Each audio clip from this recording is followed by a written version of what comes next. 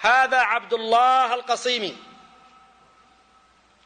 كم له من الكتب في الدفاع عن دعوة شيخ الإسلام محمد بن عبد الوهاب، دعوة التوحيد. كتابه صراع بين الإسلام والوثنية، انظر فيه.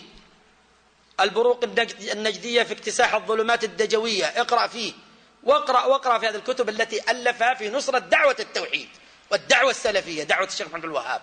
ثم بعد ذلك ارتد، وعلماء الدعوة أفتوا بردته، وهذه فتاواهم مزبورة وفي الكتب مسطورة،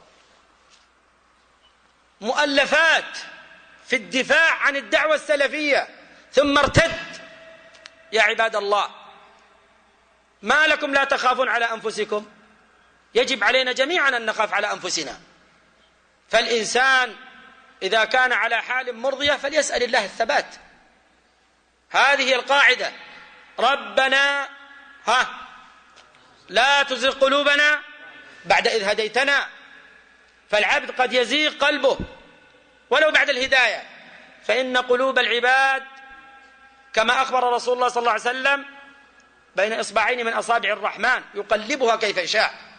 وقد أخبر الرسول صلى الله عليه وسلم عن الفتن التي ستحدث في آخر الزمن، أنه يصبح الرجل فيها مؤمنا ويمسي كافرا، ويمسي مؤمنا ويصبح كافرا، يبيع دينه بعرض من الدنيا، نسأل الله العافية.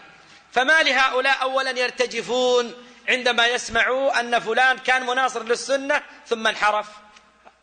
نحن نسأل الله الثبات، ونسأل الله لأمثال مثل من يذكرهم هذا السائل الهداية، لكن ليعلم أن هذا حاصل وقد حصل وواقع وسيقع ما دام الناس، ما دامت الحياة.